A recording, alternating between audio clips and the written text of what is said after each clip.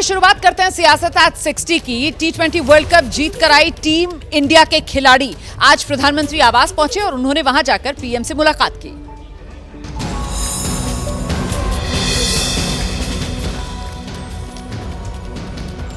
World cup जीतकर वतन लौटी टीम इंडिया के खिलाड़ी पीएम मोदी से मिलने उनके आवास पर पहुंचे।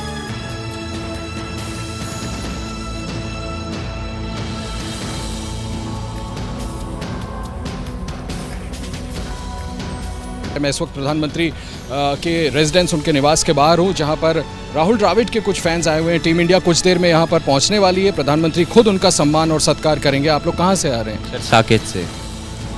राहुल द्रविड़ पसंद है आप लोग? Yes sir. सर वैसे तो विराट कोहली बहुत पसंद है। खुशी है कि टीम इस तरह से जीत करके आ रही है वर्ल्ड कप लेकर? बहुत खुशी है सर, बहुत खुशी है। आप बताइए, आप ये राहुल द्रविड़ साहब का मिस्टर डिपेंडेबल ये पोस्टर एक बार दिखाते हैं राजन जी। खुश हैं भारत की इतनी बड़ी विक्ट्री? उम्मीद थी कि इस तरह की जीत दर्ज होगी? बीच में ऐसा लगा था कि मैच स्लिप कर रहा है? हाँ सर, ऐसा हुआ था, स्लिप कर रहा है, लेकिन उन्होंने पकड़ बना रखी अपनी, जो लास्ट में जो कैच पकड़ा गया है वो बहुत शानदार था।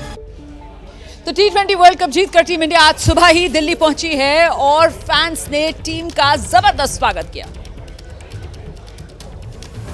29 जून को T20 वर्ल्ड कप जीतने वाली टीम इंडिया आज सुबह दिल्ली के IGI एयरपोर्ट पहुंची। बारबाडोस में खराब मौसम के कारण टीम इंडिया की वतन वापसी में देरी हुई। दिल्ली में टीम इंडिया के स्वागत के लिए भारी संख्या में फैंस जुटे थे। जिन दो बसों में सवार होकर हमारे खिलाड़ी, हमारे वर्ल्ड चैंपियंस लौट रहे हैं, ये देखिए, ये बस अब यहाँ पर आते हुए और इसी के साथ फैंस भी बेकाबू होते हुए दिखाई दे रहे हैं। दोनों तरफ से हालांकि रोड लगातार क्लियर किया जा रहा है और देखिए अब आगे ये पूरा जो काफिला है हमारी इंडियन टीम का, हमारे वर्ल्ड चैंपियन का।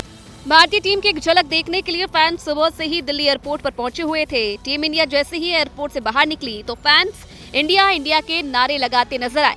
एयरपोर्ट से होटल तक टीम इंडिया के स्वागत के लिए फैंस का हुजूम उमड़ा था। गाजे बाजे के साथ फैंस टीम इंडिया का स्वागत करने पहुंचे थे। किसको देखने? विराट कोहली। विराट कोहली दिखे? जी देखा। और आप कहाँ से? दिल्ली से आया। किससे मिले? किंग कोहली से दे रहे हैं, मतलब आपने क्या कोहली बनवाए हुए? कोहली और पूरा प्लेइंग बहुत सारे आपने। अच्छा, एक बार जरा आदित्य दिखाइए। ओहो, ये देखिए ICC CWC 2011 लेजेंड्स और बाकायदा आप देखिए MS धोनी, सचिन तेंदुलकर, यहाँ गौतम गंभीर, वीरेंद्र सहवाग, मतलब एक एक नाम आपको दिखाई दे जाएगा। एयरपोर्ट से निकलकर टीम इंडिया सीधे दिल्ली के ITC मौर्य होटल पहुंची और वहां पर भी होटल में टीम के स्वागत की तैयारी जबरदस्त थी।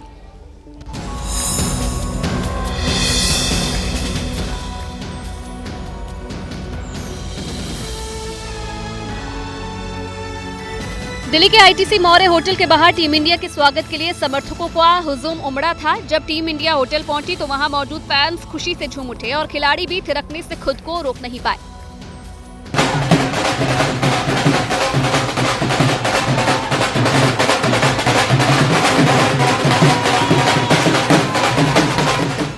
कप्तान रोहित शर्मा ढोल की धुनों पर थिरके।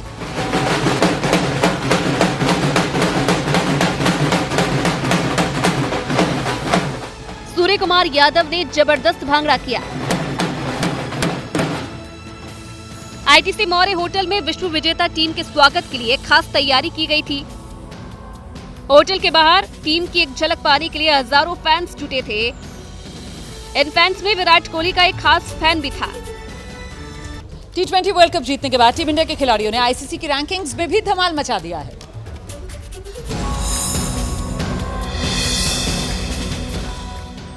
T20 वर्ल्ड कप जीतने के साथ ही टीम इंडिया के खिलाड़ियों का जलवा ICC की रैंकिंग में भी दिख रहा है। भारत के स्टार ऑलराउंडर हार्दिक पांड्या ने ICC T20 रैंकिंग में टॉप ऑलराउंडर बन गए हैं। उन्होंने श्रीलंका के वानिंदु हसरंगा को पछाड़ा है। T20 वर्ल्ड कप में 15 विकेट लेने वाले जसप्रीत बुमराह 12 पोजीशन की छलांग लगाकर टॉप 10 में आ गए हैं। कुलदीप यादव गेंदबाजों की रैंकिंग में शीर्ष 10 में पहुंच गए हैं। अर्शदीप सिंह ICC रैंकिंग में 13वें स्थान पर पहुंच गए हैं।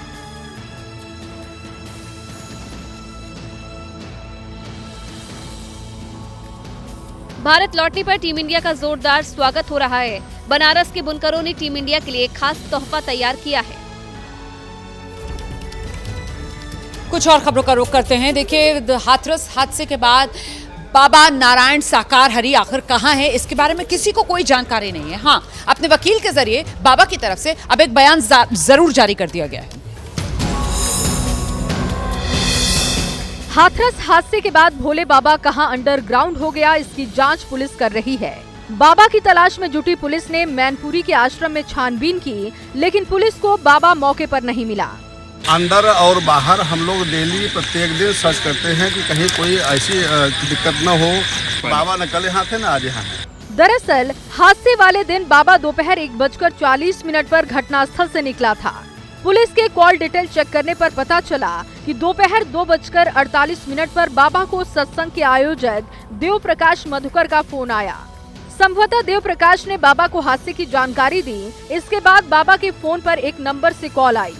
बाबा ने फोन करने वाले से 2 मिनट 17 सेकंड बात की। इसके बाद बाबा के फोन की लोकेशन दोपहर 3 बजे से 4:35 तक मैनपुरी के आश्रम में मिली। बाबा ने इस दौरान तीनों नंबरों पर बात की। पहले नंबर पर बाबा ने 3 मिनट, दूसरे नंबर पर 40 सेकंड और तीसरे नंबर पर करीब 11 मिनट 33 सेकंड बात हुई। इसी बीच हादसे को लेकर बाबा का लिखित बयान भी सामने आया है। बाबा ने हादसे के लिए असामाजिक तत्वों को जिम्मेदार बताया है। हाथरस के हादसे को लेकर बाबा के सेवादारों पर लगातार सवाल उठ रहे हैं और अब जानकारी ये भी मिली है कि सत्संग वाले दिन बाबा के सेवादारों की पुलिस वालों से भी झड़प हुई थी।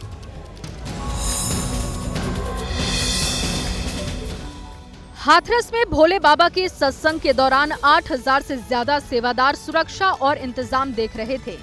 सत्संग के दौरान सुरक्षा के लिए तैनात पुलिसकर्मियों को बाबा के सेवादारों ने हटा दिया था। इसे लेकर पुलिसकर्मियों और सेवादारों के बीच बहस भी हुई थी। पुलिस ने जब बाबा का आने जाने वाला रूट ब्लॉक किया था तो वहां पर भी बाबा के ब्लैक कमांडो ने पुलिस वालों को पीछे करके खुद ड्यूटी में लग गए थे। पूरे कार्यक्रम की व्यवस्था बाबा के सेवादार ही देख रहे थे। कल सीएम योगी ने कहा था कि बाबा के सेवादारों ने मामले को दबाने की कोशिश की। जब महिलाओं का एक दल उधर बढ़ा तो उनके पीछे पीछे भीड़ गई और इसी के बाद वे एक दूसरे के ऊपर चढ़ते गए। सेवादार भी लोगों को धक्का देते रहे। और देखिए, अब हाथरस के हादसे के बाद जो यूपी का प्रशासन है वो बाबा का जो नेटवर्क है उसको खंगालने में जुटा हुआ है। हाथरस हादसे के बाद बाबा नारायण साकार हरि का नेटवर्क यूपी पुलिस की रडार पर है। यूपी पुलिस मैनपुरी से लेकर एटा, कासगंज, अलीगढ़, हाथरस, मथुरा, फिरोजाबाद, इटावा और आगरा में भोले बाबा के सेवादारों की पूरी जानकारी जुटा रही है। सरकार ने इन जिलों के एसपी, एसएसपी और पुलिस कमिश्नर को बाबा के सेवादारों की जानकारी जुटाने को कहा है। इन सेवादारों से बात कर पुलिस बाबा के कामकाज की जानकारी जुटा रही है। पुलिस पता करने की कोशिश कर रही है कि यूपी में कहां-कहां बाबा के आश्रम हैं। बाबा की फंडिंग की जानकारी भी जुटाई जा रही है। साथ ही उन लोगों की जानकारी भी जुटाई जा रही है जो बाबा के मददगार रहे हैं। यूपी के डीजीपी ने बाबा से जुड़ी जानकारी जुटाने के लिए एक फैक्ट फाइंडिंग टीम भी बनाई है। इसी बीच संभल से बाबा के एक आश्रम की जानकारी सामने आई है। सेवा कर्म करते रहते हैं, जो भाई बहन आते हैं उन्हें चाय पानी पिला देते हैं। देखिए, हाथरस हादसे का जो मुख्य आरोपी है एफआईआर के मुताबिक अभी तक वो फरार चल रहा है, पुलिस के हत्थे नहीं चढ़ा है। और वहीं दूसरी तरफ यूपी सरकार की तरफ से इस पूरे मामले में जांच के लिए न्यायिक आयोग का गठन कर दिया गया है। हाथरस हादसे की जांच के लिए यूपी सरकार ने न्यायिक आयोग बनाया है। हाईकोर्ट के रिटायर्ड जज ब्रजेश कुमार को न्यायिक आयोग का अध्यक्ष बनाया गया है। रिटायर्ड आईएएस हेमंत राव और रिटायर्ड आईपीएस भावेश कुमार आयोग के सदस्य बनाए गए हैं। न्यायिक आयोग 2 महीने में अपनी रिपोर्ट राज्य सरकार को सौंपेगा। बाबा ने 2023 में अपने ट्रस्ट का नाम बदल दिया था। पहले बाबा के ट्रस्ट का नाम मानव सेवा आश्रम था। 2023 में बाबा ने ट्रस्ट का नाम बदलकर श्री नारायण साकार हरि चैरिटेबल ट्रस्ट रख दिया था। 2023 में पटियाली के रजिस्ट्री ऑफिस में इस ट्रस्ट से जुड़ी कुछ रजिस्ट्रियां हुई थीं। इसी बीच यूपी सरकार ने साफ किया है कि हादसे का कोई भी दोषी बख्शा नहीं जाएगा। इस संबंध में 3 स्तर पर जांच के आदेश मुख्यमंत्री जी ने दिए हैं। एक न्यायिक आयोग का गठन किया जा रहा है, पुलिस की टीम पूरा इन्वेस्टिगेशन कर रही है और मुझे विश्वास है कि बहुत जल्दी इसमें आप देखेंगे कि जो दोषी हैं उनको गिरफ्तार किया जाएगा, न्यायालय के सामने प्रस्तुत किया जाएगा। और बाबा का ये जो साम्राज्य है वो सिर्फ उत्तर प्रदेश में नहीं फैला हुआ था, आसपास के राज्यों में भी फैला हुआ है। राजस्थान के भरतपुर में भी बताया जाता है बाबा का एक ऐसा ही आश्रम है। यहाँ कोरोना समय में बाबा करीब 1 साल तक रहा था। बाबा के अनुयायी राजस्थान, उत्तर प्रदेश समेत देश के कई राज्यों में हैं और उनकी अकूत संपत्ति भी अलग अलग राज्यों में है। लेकिन ये कोई नहीं जानता कि राजस्थान के अलवर जिले के खेड़ली में भी बाबा का एक आश्रम है। मैं इस वक्त उसी आश्रम में खड़ा हूँ। नारायण हरि साकार का ये वो कमरा है जहाँ पर वो आकर रुकते हैं। साल 2020 से लेकर साल 2021 तक नारायण हरि तकरीबन 1 साल तक अपने खेड़ली के इसी आश्रम में रुके थे। आप देख सकते हैं ये बाबा का बेडरूम, इसके अलावा भव्य बना हुआ उनका ये बाथरूम, एयर कंडीशन और तमाम सुख सुविधाओं के साथ बाबा यहाँ पर तकरीबन 1 साल कोरोना काल में बिता चुके हैं। बाबा के जो सेवादार हैं वो यहाँ पर आकर रुकते हैं, सत्संग भी होती है। हालांकि 2020 के बाद बाबा यहाँ कभी नहीं आए। बाबा यहाँ पूरे टाइम बैठे रहते थे? पूरे टाइम यहीं रहते हैं। और ये जो कमरा है इसके बारे में बताओ मेरे को, ये किनका है बने सिंह जी? ये मैया जी इनका है। मैया जी यानी बाबा की जो धर्मपत्नी है? जी जी। वो भी हर वक्त बैठी रहती थी? हाँ, यही हर वक्त बैठी रहती। और राजस्थान में भजनलाल शर्मा सरकार में वरिष्ठ मंत्री किरोड़ीलाल मीणा, उन्होंने अपने पद से इस्तीफा दे दिया है। लोकसभा चुनाव में हार के बाद ही उनकी तरफ से ऐसे संकेत दे दिए गए थे। भजनलाल सरकार के वरिष्ठ मंत्री डॉक्टर किरोड़ीलाल मीणा ने पद से इस्तीफा दे दिया। जयपुर में एक कार्यक्रम में किरोड़ीलाल मीणा ने अपने इस्तीफे का ऐलान किया। उन्होंने बताया कि सीएम भजनलाल शर्मा ने इस्तीफा देने से मना किया था, लेकिन मैं पद से इस्तीफा दे चुका हूं। 2 दिन पहले किरोड़ीलाल मीणा दिल्ली पहुंचे थे। बुधवार देर शाम दिल्ली में उन्होंने बीएल संतोष से मुलाकात की थी। लोकसभा चुनाव के दौरान किरोड़ीलाल मीणा ने कहा था कि अगर बीजेपी दौसा सीट हार जाती है तो मैं मंत्री पद से इस्तीफा दे दूंगा। 4 जून को चुनाव का परिणाम आने के बाद किरोड़ीलाल मीणा ने एक्स पर पोस्ट कर इस्तीफे का संकेत दिया था। किरोड़ीलाल मीणा के इस्तीफे के बाद कांग्रेस ने भजनलाल सरकार पर निशाना साधा है और सीनियरिटी को, उनके योगदान को, उनके संघर्ष को, उनके अनुभव को दरकिनार करते हुए जिस प्रकार पर्चियों से मुख्यमंत्री बनाने लग गए भारतीय जनता पार्टी का केंद्रीय आला कमान, उसके बाद से जनप्रतिनिधि की यहाँ कोई कदर नहीं रही। झारखंड में हेमंत सोरेन एक बार फिर से मुख्यमंत्री बनने जा रहे हैं। मुख्यमंत्री चंपई सोरेन ने इस्तीफा दे दिया है। राज्यपाल ने अब महागठबंधन के नेताओं को न्योता दिया है।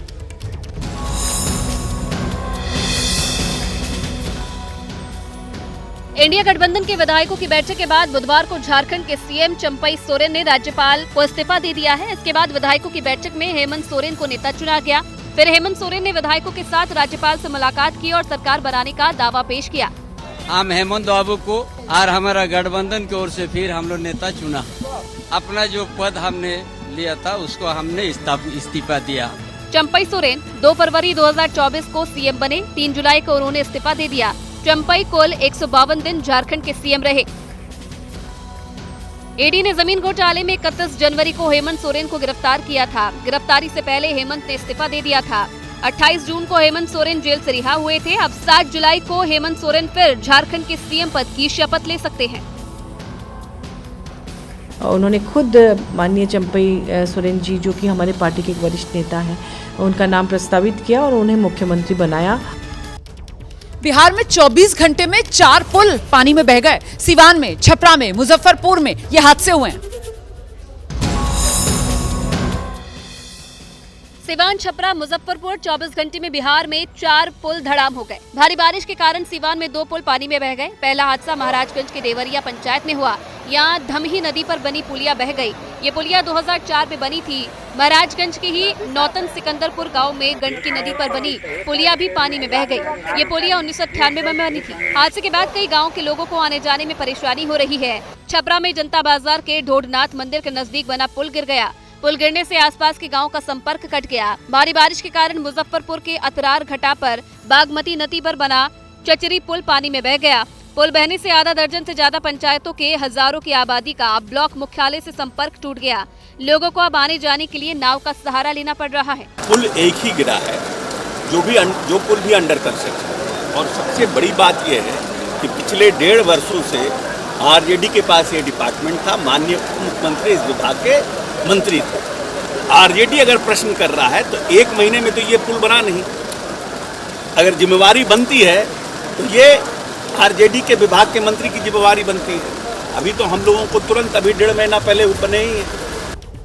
लोकसभा में अब सांसद शपथ के दौरान नारेबाजी नहीं कर पाएंगे। लोकसभा अध्यक्ष ओम बिरला ने शपथ नियम में संशोधन कर दिया है। 18वीं लोकसभा में शपथ के दौरान हैदराबाद से सांसद असदुद्दीन ओवैसी ने जय फिलिस्तीन का नारा लगाया था। ओवैसी की नारेबाजी को लेकर सदन से सड़क तक हंगामा हुआ था।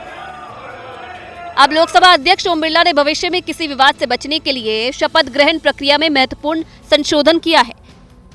सदन के कामकाज से संबंधित कुछ मामलों को रेगुलेट करने के लिए अध्यक्ष के निर्देशों में निर्देश 1 में एक नया खंड जोड़ा गया है। नियम 389 में संशोधन किया गया है। अब शपथ के प्रारूप के अतिरिक्त कोई भी सांसद कुछ नहीं बोल सकेगा। शपथ के अतिरिक्त किसी अन्य टिप्पणी और नारेबाजी पर पाबंदी रहेगी। सदस्य द्वारा शपथ के प्रारूप से एक भी शब्द अलग बोलने पर उसके खिलाफ कार्रवाई करने का अधिकार लोकसभा अध्यक्ष के पास सुरक्षित है। इसी बीच जम्मू कश्मीर की बारामूला सीट से निर्दलीय चुनाव जीते राशिद इंजीनियर और पंजाब की खडूर साहिब सीट से निर्दलीय चुनाव जीते अमृतपाल सिंह 5 जुलाई को बतौर सांसद शपथ लेंगे। कोर्ट से दोनों को शपथ लेने के लिए शर्तों के साथ इजाजत मिली है। और नीट पेपर लीक केस में सीबीआई ने बड़ी कार्रवाई की है। सीबीआई ने धनबाद से अमन सिंह को गिरफ्तार किया है।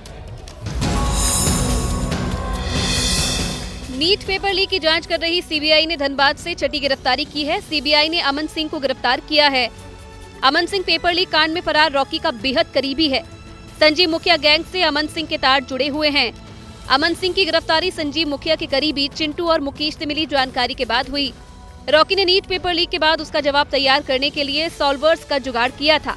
अमन सिंह की गिरफ्तारी के बाद सीबीआई को रॉकी और सॉल्वर्स के बारे में कई और अहम जानकारी मिलने की उम्मीद है। सीबीआई की टीम ने नीट केस में कोलकाता से न्यू टाउन इलाके में भी छापेमारी की। झारखंड में जांच के दौरान सीबीआई को अमित कुमार नाम के शख्स की जानकारी मिली थी। अमित कुमार की तलाश में सीबीआई ने न्यू टाउन में छापेमारी की है। इसी बीच नीट पेपर रद्द करने की मांग को लेकर छात्रों का विरोध प्रदर्शन जारी है। छात्र और विपक्षी नेता नीट परीक्षा रद्द करने की मांग कर रहे हैं।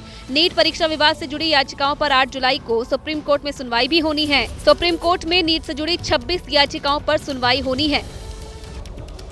देश में जीका वायरस के बढ़ते मामलों को लेकर केंद्र सरकार एक्शन में है। स्वास्थ्य मंत्रालय की तरफ से राज्यों के लिए एडवाइजरी जारी की गई है। जीका वायरस के बढ़ते मामलों को देखते हुए स्वास्थ्य मंत्रालय ने राज्यों को अलर्ट जारी किया है। हेल्थ मिनिस्ट्री ने अपनी एडवाइजरी में राज्यों से कहा है कि वो निगरानी बढ़ाएं, गर्भवती महिलाओं की स्क्रीनिंग बढ़ाई जाए, अस्पतालों में साफ सफाई का ख्याल रखा जाए, अस्पतालों को एडीज मच्छर से मुक्त रखने के लिए नोडल अधिकारी नियुक्त किए जाएं, आबादी वाले इलाकों और स्कूलों में निगरानी को मजबूत किया जाए, साथ ही वेक्टर नियंत्रण गतिविधियों को तेज किया जाए। देश के कई राज्यों से जीका के केस सामने आए हैं। केंद्र सरकार ने 26 अप्रैल को भी जीका वायरस को लेकर एडवाइजरी जारी की थी। डेंगू और चिकनगुनिया की तरह जीका भी एडीज मच्छर से फैलता है, इसलिए सरकार ने राज्यों को खास तौर पर मच्छरों पर काबू पाने की सलाह दी है। गर्भवती महिलाओं में जीका वायरस का संक्रमण माइक्रोसेफली का सबसे बड़ा खतरा है। अगर कोई महिला गर्भावस्था के दौरान जीका वायरस से संक्रमित हो जाती है तो उसके बच्चे में माइक्रोसेफली होने का खतरा बढ़ जाता है। और मौसम विभाग ने देश के 17 राज्यों में भारी बारिश को लेकर अलर्ट जारी कर दिया गया है। अभी भी लाखों लोग बारिश की वजह से देश में प्रभावित हैं। असम के 23 जिले बाढ़ की चपेट में हैं। करीब 12 लाख लोग बाढ़ से प्रभावित हुए हैं। लाखों लोगों के घर पानी में डूब गए हैं। भारी बारिश की वजह से असम में अब तक 40 से ज्यादा लोगों की जान जा चुकी है। असम में ब्रह्मपुत्र समेत 8 नदियां खतरे के निशान से ऊपर बह रही हैं। बाढ़ प्रभावित इलाकों में फंसे लोगों को निकालने और उन तक मदद पहुंचाने के लिए एनडीआरएफ, एसडीआरएफ, आर्मी और दूसरी एजेंसियों की मदद ली जा रही है। लाहौल स्पीति में तेजी से ग्लेशियर पिघलने से चंद्रभागा नदी में जलस्तर बढ़ गया है। यहाँ चंद्रभागा नदी पर बने पुल के ऊपर से पानी बह रहा है। हिमाचल प्रदेश के मंडी में जोरदार बारिश से मंडी व्यास नदी उफान पर है। गुजरात के जूनागढ़ में भारी बारिश के चलते कई इलाके पानी पानी हो गए हैं।